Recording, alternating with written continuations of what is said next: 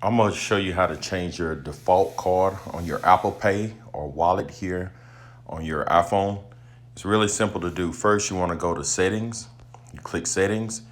You wanna scroll down until you find wallet and Apple Pay. You click it and you scroll down until you find default card. You click that and you notice that my Bank of America is my default. And I'm gonna change it to this Chase debit. Once I click it, we're gonna go back. We're gonna go to our wallet. You're gonna notice, see how the Chase went to the bottom? So that lets me know whatever card is at the bottom is your default card. So let's make a Bank of America my default card again. We're gonna go to settings. We're gonna go to wallet and Apple Pay. We're gonna go down till you find default card. We're gonna click the Bank of America.